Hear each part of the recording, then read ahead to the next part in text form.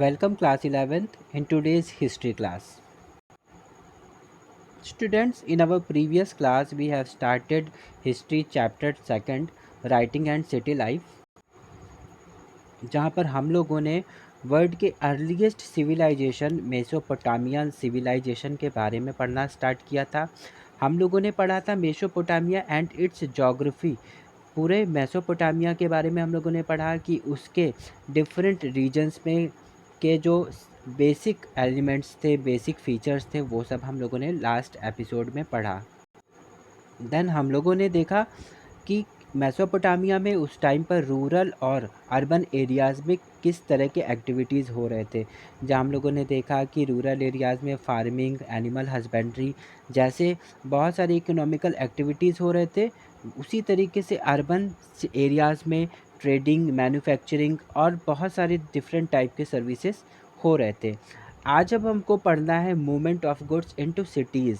हम लोगों ने अर्बनिज़्म पढ़ा, जहाँ पर देखा कि ट्रेडिंग हो रही है, मैन्युफैक्चरिंग हो रही है, तो ट्रेडिंग भी हो रही है। और ये ट्रेडिंग किन मीडियम्स के थ्रू हो रही थी, ये आज के क्लास में हम लोगों को समझना है। सो लेट्स स्टार्ट देखते हैं movements of goods into cities.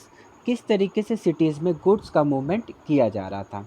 ठीक है, तो मेसोपोटामिया जो हम लोगों ने पहले भी पढ़ा कि रिच था, वहाँ पर हर तरह के रिसोर्सेस ऑलमोस्ट अवेलेबल ही थे, but it's mineral resources were few. बहुत कम ही मिनरल रिसोर्सेस मेसोपोटामिया में उस टाइम पर था, जबकि लैंड बहुत ही फर्टाइल था, क्रॉपिंग बहुत अच्छे से हो सकती थी क्योंकि दोनों साइड से रिवर्स का उसको हेल्प मिल रहा है, और यहाँ का लैंड जो है सॉइल बहुत ही ज़्यादा फर्टिलिटी वाली थी। ठीक है, most part of the south lacked stone for tools, seals and jewels.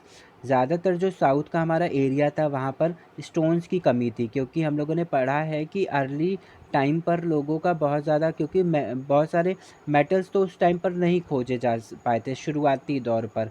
तो लोग किन तरह के टूल्स या वेपन्स बनाएंगे, वो टूल्स बनाते थे स्टोन से। पर साउथ साइड पे, हमारे मेसोपोटामिया के साउदर्न पार्ट पे, इन सभी चीज़ों की भी बहुत ज़्यादा कमी थी। जो उस टाइम पर वुड अवेलेबल थे, डेट पाम और पॉपुलर के वुड, वो सफिशिएंट नहीं थे कार्ड्स वगैरह बनाने के लिए, क्यों, और जो बोट्स बनाने के लिए, व्हील्स बनाने के लिए गाड़ियों के, वो बहुत ज़्यादा अच्छे नहीं थे, क्योंकि ये विलो ट्रीज़ होते हैं, थोड़े से खोखले होते हैं, बहुत ही हल्की लकड़ी होती है इनकी। और हमको कार्ड्स बनाने के लिए, गाड़ियाँ बनाने के लिए, व्हील्स और बोट्स बनाने के लिए बहुत ही हार्ड लकड़ियों की, मतलब डेंस हो थोड़ी सी, ऐसे वुड की ज़रूरत पड़ती है, जो उस टाइम पर अवेलेबल नहीं था मेसोपोटामिया में। There was no metal for tools. उस टाइम पर किसी भी तरह के मेटल्स भी हमारे पास अवेलेबल नहीं थे मेसोपोटामिया में, सादर्न पार्ट के अंदर। तो इन सभी ज़रूरतों को पूरा करना ज़रूरी था, क्योंकि अगर हम चाहते हैं कि सिटीज़ में गुड्स को हम मूव कराएं एक जगह से दूसरे जगह तक, जहां पर मैन्युफैक्चरिंग हो रही है वहां से हम मार्केट तक ले जाएं, तो इन गुड्स को ले जाने के लिए हमको एक मीडियम की तो ज़रूरत पड़ेगी, है ना, ट्रांसपोर्टेशन की ज़रूरत पड़ेगी। और उस टाइम पर कार्ट्स वगैरह बनाए जाते थे बोट्स के थ्रू। हम लोग रिवर वे से, वाटर वे से चीज़ों को ट्रांसपोर्ट कर सकते थे, एक्सपोर्ट इंपोर्ट हम करा सकते थे। तो ज़रूरत तो थी उस टाइम पर बहुत ज़्यादा इन सभी चीज़ों की, लेकिन हमारे पास अवेलेबल नहीं था।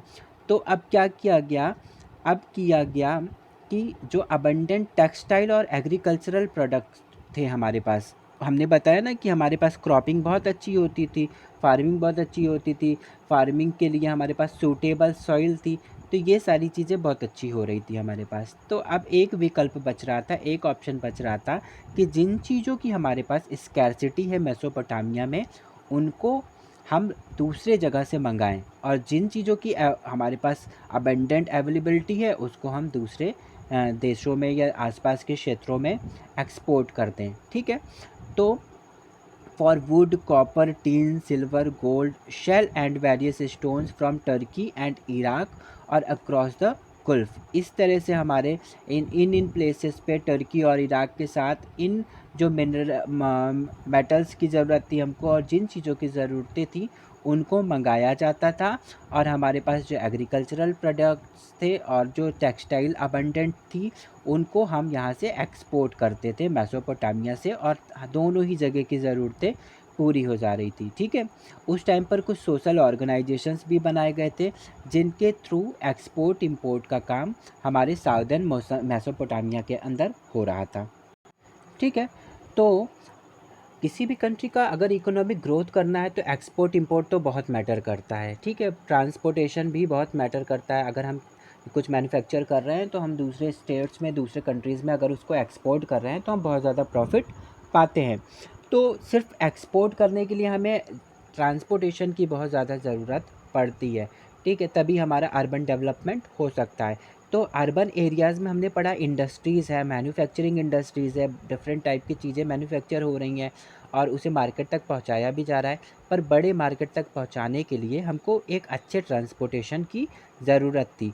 अब उस टाइम पर ट्रांसपोर्टेशन हो रहा था थ्रू एनिमल्स, है ना, एनिमल के कार्ट्स जो हम बनाते थे, बुल कार्ट्स बनाते थे या फिर और दूसरे कार्ट्स, इस तरह से एनिमल्स पर हम उनको ढो कर ले जाना, लोड करा के ले जाना, ऐसी चीज़ें हो रही थी। ठीक है, अब इन एनिमल से अगर हम ट्रांसपोर्टेशन के लिए डिपेंडेंट हो जाते हैं पूरी तरीके से इनके ऊपर, तो ये बहुत ज़्यादा फ़ायदे का सौदा नहीं होगा, क्योंकि एनिमल्स को फीडिंग कराने के लिए, खिलाने के लिए भी बहुत ज़्यादा खर्चा लगना था। तो ये कोई बहुत ज़्यादा जो इकोनॉमिक पर अर्बन एरियाज़ के बहुत ज़्यादा फ़र्क नहीं दिखाई दे रहा था। एक साइड से कुछ ग्रोथ हो भी रहा है अगर हम एक्सपोर्ट कर रहे हैं चीज़ों को, तो दूसरी साइड ट्रांसपोर्टेशन या दूसरे मीडियम्स के थ्रू वो सारी चीज़ें ख़त्म हो जा रही हैं, वो प्रॉफिट बहुत ज़्यादा विजिबल नहीं था। तो अब लोग क्या चाहते थे, वो चाहते थे कि जो ट्रांसपोर्टेशन कर रहे हैं हम एनिमल्स के थ्रू, वो चेंज करा जाए और एक और चीपेस्ट मोड कुछ लाया जाए और सस्ता मोड लाया जाए ट्रांसपोर्टेशन का, जिससे हम आसानी से एक्सपोर्ट इंपोर्ट भी करा पाएँ और बहुत ज़्यादा हमारे पास वो नुकसान भी ना हो, हमारे बहुत ज़्यादा एक्सपेंसेस भी ना लगें। तो एक ऑप्शन क्या आया, अब रिवर बोट्स के थ्रू लोग ट्रांसपोर्टेशन की शुरुआत करते हैं। ठीक है, तो रिवर्स बोट्स पर बहुत सारे ग्रेन्स के सैक्स, बोरियों में भर भर के ग्रेन्स की सप्लाई करी जाती थी रिवर से। ठीक है, क्लियर हो रहा है ना। But when animals transports goods they need to be fed. और कई बार जब लोकल मार्केट पे ले जाना है या और भी एनिमल्स, ऐसा नहीं था कि पूरी तरीके से बंद था एनिमल्स का ट्रांसपोर्टेशन, वो हो रहा था, एनिमल्स के थ्रू भी ट्रांसपोर्टेशन हो रहा है जब हमें ज़रूरत महसूस हो रही है और हम उन्हें फीडिंग करा पा रहे हैं। और उनके अलावा हम बोट्स और बड़े बड़े शिप्स के थ्रू, वाटर वे के थ्रू भी ट्रांसपोर्टेशन करते थे उस टाइम पर। Clear? The canals and natural channels of ancient Mesopotamia were in fact routes of goods transport between large and small settlements. हर तरह के जो भी सेटलमेंट्स थे लोगों के, हम लोगों ने पढ़ा था कि हमारी जो रिवर थी यूफ्रेट्स और टिग्रीज, जिनमें से यूफ्रेट्स आगे चलकर कई सारे चैनल्स में भी डिवाइड हो जाती है। तो कुछ स्मॉल जो वाटर बॉडीज़ के बहुत सारे पार्ट्स हो जाते हैं यूफ्रेट्स के, ये हेल्प करते थे हमको किस चीज़ में, ट्रांसपोर्टेशन में हेल्प करते हैं। ठीक है, तो ये चीज़ें भी हो रही थी उस टाइम पर। तो कुल मिलाकर जो भी कंडीशंस उस टाइम पर हो रहे थे वो बहुत ही फेवरेबल थे अर्बन एरियाज़ के ट्रांसपोर्टेशन के लिए। जिसका एक एग्जांपल हम देख सकते हैं कि मेसोपोटामिया की एक सिटी थी मारी, जिसके बारे में भी हम लोग हमारे आगे के चैप्टर्स में भी पढ़ेंगे। वो एक बहुत अच्छा वर्ल्ड रूट बन गया था यूफ्रेट्स की वजह से ही। ठीक है, तो इस मीडियम के थ्रू अर्बन एरियाज़ में गुड्स का ट्रांसपोर्टेशन हो रहा था। हमेशा शॉर्ट में या लॉन्ग में ये क्वेश्चन पूछा जाता है कि किस तरीके से अर्बन एरियाज़ में गुड्स का ट्रांसपोर्टेशन मेसोपोटामिया में उस टाइम पर हो रहा था, तो हमें ये आंसर में लिखना होगा। क्लियर? नेक्स्ट टॉपिक क्या है हमारा, द डेवलपमेंट ऑफ राइटिंग। अब उस टाइम पर राइटिंग का कैसे डेवलपमेंट हुआ, देखा हम लोगों ने कि ट्रांसपोर्टेशन में भी डेवलपमेंट हो गया, एग्रीकल्चरल डेवलपमेंट हो रहा था, लिविंग जो हमारी लाइफस्टाइल थी उस टाइम पर मेसोपोटामिया में वो भी डेवलप हुई। बहुत सी चीज़ें हैं जो अभी हम लोग आगे भी पढ़ेंगे। अब राइटिंग का डेवलपमेंट कैसे हुआ, जो भी सोसाइटीज़ होती हैं, जो भी लोग रहते हैं, वो डिफरेंट साउंड्स के थ्रू बोलते हैं, अपनी बातों को शेयर करते हैं, कम्युनिकेट करते हैं, है ना। दिस इज़ वर्बल कम्युनिकेशन, ये हमारी वर्बल कम्युनिकेशन कहलाती है। ठीक है, in a different way. When we talk about writing और a script we mean that spoken sound are represented in visible signs. अब क्या होता है कि हम डिफरेंट लैंग्वेजेस बोलते हैं, ठीक है, और स्क्रिप्ट क्या होती है? लैंग्वेज जो हम बोल रहे हैं उस लैंग्वेज के जो वर्ड्स होंगे, उससे रिलेटेड जो हमारे जो साउंड्स होंगे, उनको हम किस तरीके से विजिबल साइन के रूप में रिप्रेजेंट कर रहे हैं, यही हमारा स्क्रिप्ट कहलाता है। ठीक है, तो हमारे साउंड्स को जो हम बोल रहे हैं, हमारी लैंग्वेज का सबसे जो छोटा पार्ट होता है वो होता है साउंड, और इन्हीं साउंड को हम किस तरीके से लिख कर, ड्रॉ कर कर या किस रूप में उसे रिप्रेजेंट कर रहे हैं, ये हमारी स्क्रिप्ट कहलाती है। तो मेसोपोटामियन स्क्रिप्ट के बारे में अब हम समझेंगे। मेसोपोटामिया में जो लिखा जाता था, जो भी लैंग्वेजेस लिखी गई, जो भी स्क्रिप्ट लिखी गई, वो टैबलेट्स पर लिखी गई। टैबलेट्स क्या होते थे? वो टैबलेट्स मिट्टी से बनाए जाते थे, क्ले से बनाए जाते थे, गीली मिट्टी को सुखाकर, और देन उस पे हम लोग लिखते थे। ठीक है, ये टैबलेट्स कहलाता था। अबाउट 3200 BCE में हमारे पास मेसोपोटामियन टैबलेट्स मिले हैं उस टाइम के, जिसमें बहुत सारे पिक्चर्स और कुछ साइन बने हुए हैं, कुछ जैसे लग रहा है कि किसी चीज़ सिंबॉलिक फॉर्म में कुछ लिखा गया है, साइंस एंड नंबर्स उसमें बहुत ज़्यादा, और पिक्चर्स भी ड्रॉन हैं। These were about 5000 list of oxen, fish, bread, loaves, etc.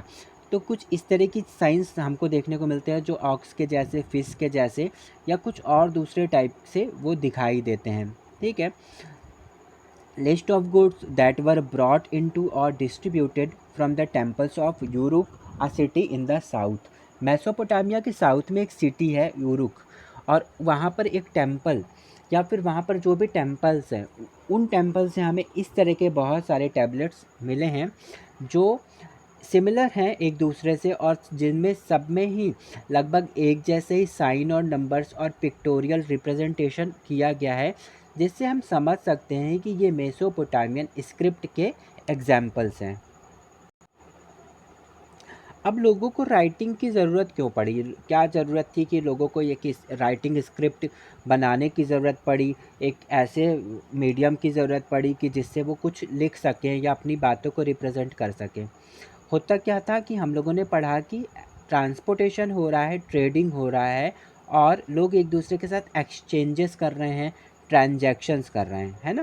तो ट्रांजैक्शंस करते टाइम लोगों को कई बार रिकॉर्ड्स करने की ज़रूरत पड़ती है, कि अगर हम कई लोगों के साथ ट्रेडिंग रिलेशन बनाकर चल रहे हैं, और हमने कई लोगों को कुछ अमाउंट में कुछ चीज़ें दी हैं, तो अब हम उसे याद कैसे करेंगे, है ना?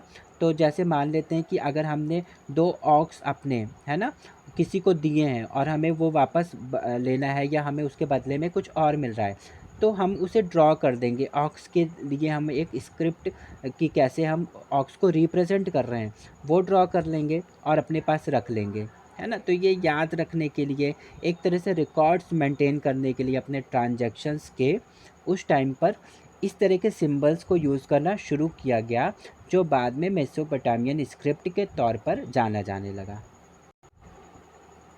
ये कुछ एग्जांपल्स हैं कि किस तरीके से कौन सी चीज़ को रिप्रेजेंट किया गया है। जो फर्स्ट हम लोग सिंबल देख पा रहे हैं, वो ऑक्स के लिए यूज़ किया गया है। सेकंड अभी तक आइडेंटिफाई नहीं किया जा पाया है। थर्ड में हम जो भी सिंबल्स देख रहे हैं, वो ग्रेन्स और फिश का रिप्रेजेंटेशन है, क्योंकि वो क्लियरली समझ में भी आ रहा है। और नेक्स्ट लास्ट में नंबर्स और बोर्ड्स को ड्रॉ करके बताया गया है। ठीक है, तो ये इस तरह से ड्रॉ करके अपनी बातों का रिकॉर्ड रखते थे, अपनी चीज़ों का रिकॉर्ड रखते थे, और कम्युनिकेट करते थे एक दूसरे के साथ, जो मेसोपोटामियन स्क्रिप्ट कहलाई। क्लियर? तो ये मेसोपोटामियन स्क्रिप्ट इस तरह से आई, डेवलप हुई। अब मेसोपोटामिया के लोग लिखते किसके ऊपर थे? कि उस टाइम पर पेपर तो होता नहीं था, तो वो लिखते किस पे थे? तो जैसे हम लोगों ने पहले भी बताया कि वो क्ले से बने हुए टैबलेट्स पर लिखते थे। वो क्ले, गीली मिट्टी को इस तरीके से शेप देते थे, देन उसको थोड़ा सा और ज़्यादा चिकना कर देते थे, साफ़ कर देते थे, और इस साइज़ में वो बनाते थे। बहुत बड़े बड़े नहीं बनाते थे, इस साइज़ में उसको बनाते थे कि वो कंफर्टेबली हाथ में आ जाए। बहुत लार्ज पीसेस अगर बनाएंगे वो टैबलेट्स के, तो उनको उठाने में, रखने में, हाथ में लेने में कठिनाई होगी, है ना? और बहुत छोटे भी नहीं बनाते थे, तो वो एक प्रॉपर साइज़ में होता था, जिससे वो आसानी से उसको होल्ड कर सके। ठीक है। इसे केयरफुली स्मूथ कर लिया जाता था इसके सरफेसेस को, और फिर जो लिखना होता था उनको, जो भी ड्रॉ करना होता था अपनी स्क्रिप्ट का यूज़ करते हुए, ठीक है, उन शेप्स को क्यूनिफॉर्म्स कहा जाता था, और वो उसमें इसको तैयार कर लेते थे। देन जब ये मॉइस्ट ही रहता था, बहुत अच्छे से सूखा नहीं होता था, थोड़ा सूखा होता था, इस पे वो सारी चीज़ें वो अपने स्क्रिप्ट में लिख लेते थे, ड्रॉ कर लेते थे, और उसे सन के सामने ड्राई कर लेते थे, सुखा लेंगे थोड़ा सा वो हार्ड हो जाए। इसको यूज़ करने के बाद एक तरीके से वो एक हार्ड रिकॉर्ड हो जाता था, उनके पास रिटन रिकॉर्ड हो जाता था। उनके जो भी ट्रांजैक्शंस किए गए, उनके जो भी ट्रेडिंग रिलेशंस किसी के साथ बनाए गए, जो भी इंटरेक्शन किया गया किसी के साथ, उससे रिलेटेड उनके पास एक रिकॉर्ड तैयार हो जाता था उन टैबलेट्स में। एक बार यूज़ किया हुआ टैबलेट दोबारा यूज़ नहीं हो पाता था, क्योंकि वो हार्ड हो जाता था। तो जब जिस उस टाइम पर उस टैबलेट की ज़रूरत नहीं होती थी, वो ट्रांजैक्शन कंप्लीट हो चुका होता था, तो वो उस टैबलेट को फेंक देते थे, ख़राब ही हो गया, वो यूज़लेस हो गया। नेक्स्ट रिकॉर्ड के लिए उन्हें एक न्यू टैबलेट बनाना पड़ता था। इस तरह के बहुत सारे टैबलेट्स हमारे पास, टैबलेट्स एविडेंसेस जो उनके रिकॉर्ड्स के, उनके स्क्रिप्ट के हमारे पास 100 से भी ज़्यादा मेसोपोटामियन साइट्स में मिले हैं, एनग्रेव करने के बाद सारी चीज़ें। And it is because of this wealth of sources that we know so much more about Mesopotamian than we do about contemporary India। और यही सारे रीजंस हैं जो टैबलेट्स के एविडेंसेस या दूसरे एविडेंसेस हमें उस टाइम से रिलेटेड मिले हैं, जिनसे हम मेसोपोटामियन लाइफ के बारे में बहुत कुछ जान पाते हैं। क्लियर? तो जो उस टाइम पर 2600 BCE के आसपास का जो दौर था, उस टाइम पर क्यूनिफॉर्म्स के थ्रू ही लैंग्वेजेस लिखे जा रहे हैं, स्क्रिप्ट क्रिएट किए जा रहे थे, ठीक है। अब इस टाइम पर लैंग्वेज कौन सी थी? जो हमारी लैंग्वेज थी उस टाइम पर, मेसोपोटामियन लैंग्वेज थी, वो थी Sumerian. Sumerian was the first language of Mesopotamian civilization, ठीक है। अब इस टाइम से पहले तक, अभी तक क्या था कि जो राइटिंग रिकॉर्ड्स करे जा रहे हैं वो ट्रेडिंग से रिलेटेड और दूसरे रिकॉर्ड्स लिखे जाते थे। अब इन्हीं चीज़ों का और ज़्यादा डेवलप हो गया, और अब दूसरे और चीज़ों के भी रिकॉर्ड्स लिखे जाने लगे। जैसे अब लोग मेकिंग डिक्शनरीज़, अब लोग डिक्शनरीज़ बनाने लगे वो टैबलेट्स पर, या उसी स्क्रिप्ट का कॉनिफॉर्म के थ्रू करके डिक्शनरीज़ बनाना। Giving legal validity to land transfer, जब वो किसी दूसरे को लैंड ट्रांसफ़र कर रहे हैं, बेच रहे हैं, तो एक लीगल वैलिडिटी, जैसे आज के टाइम पर हम लोग लैंड के पेपर्स, प्रॉपर्टी पेपर्स तैयार करते हैं, वैसे ही मतलब कि देखो ग्रोथ कितना ज़्यादा हो गया, उस टाइम पर लोगों की सोच कितनी ज़्यादा विकसित हो चुकी है, और लोग इस तरह के रिकॉर्ड्स भी रख रहे हैं। तो लीगल वैलिडिटी लैंड ट्रांसफ़र्स के भी लोग तैयार करके रख रहे हैं। नैरेटिंग द डीड्स ऑफ किंग, उस टाइम पर जो सुमेरियन किंग्स होते थे, तो वो किसी भी तरह के जो इंस्ट्रक्शंस दे रहे हैं, वो किसी भी तरह की जो उनकी ज़रूरतें हैं, जो किसी भी तरह के जो उनके स्टेप्स होते थे, है ना, वो सब कुछ भी लिखा जा रहा है अब सुमेरियन लैंग्वेज के थ्रू, ठीक है। And announcing the changes a king had made in the customary laws of the land, किसी भी तरह के जो लॉज को चेंज किया जा रहा है, चाहे वो लैंड से रिलेटेड हो या कुछ भी जो किंग चेंजेस ला रहा है, उन सब चीज़ों के भी रिकॉर्ड्स, जैसे आज के टाइम पर हम लोग अगर हमारा कॉन्स्टिट्यूशन है तो वो रिटन है, या हमारे पास जो भी रिकॉर्ड्स हैं कंट्री को रन कराने के लिए, उनके हमारे पास रिटन रिकॉर्ड्स हैं। तो उस टाइम पर भी इन तरह के जो लॉज होते थे, इस तरह के जो भी चेंजेस किंग करता था, या जो बहुत ही ज़्यादा इम्पोर्टेंट चीज़ें होती थी, उन सब के रिकॉर्ड्स लिखे जाते थे और रखे जाते थे प्रिजर्व करके। Clear? Sumerian, the earliest known language of Mesopotamia, was gradually replaced after 2400 BCE by the Akkadian language। तो हमने पहले भी बताया था कि पहला जो लैंग्वेज था मेसोपोटामिया का, वो सुमेरियन लैंग्वेज था, जो कि 2600 BCE के आसपास चल रहा था। बट इन 2400 BCE अक्केडियन लैंग्वेज यहाँ पर आ जाती है और सुमेरियन लैंग्वेज को रिप्लेस कर देती है, ठीक है। Cuneiform writing in the Akkadian language continued in use until the 1st century CE, that is for more than 2000 years। Clear? तो ये सब कुछ उस टाइम पर मेसोपोटामिया का था। तो आज हम लोगों ने देखा कि कैसे राइटिंग का डेवलपमेंट हो रहा है और राइटिंग के डेवलपमेंट के साथ साथ कैसे उसके यूजेस बढ़ रहे हैं। ठीक है, लैंग्वेजेस हम लोगों ने समझ ही लिए, सुमेरियन, अक्केडियन एंड देन आरामाइक भी आ जाता है फिर बाद में। अभी 2 ही लैंग्वेजेस हम लोगों ने समझे। Our next topic is the system of writing. अब स्क्रिप्ट की शुरुआत हो चुकी है, लोगों की ज़रूरतें बढ़ चुकी हैं कि अब हम उन्हें बहुत ज़्यादा से ज़्यादा लिखना है, रिकॉर्ड्स तैयार करना है। अब राइटिंग का सिस्टम क्या था उस टाइम पर और राइटिंग के और दूसरे यूजेस, ये हम समझेंगे in our next class. In homework, write a short note on movement of goods into cities and the development of writing. Now we will meet in our next class. Till then, take care and have a nice day.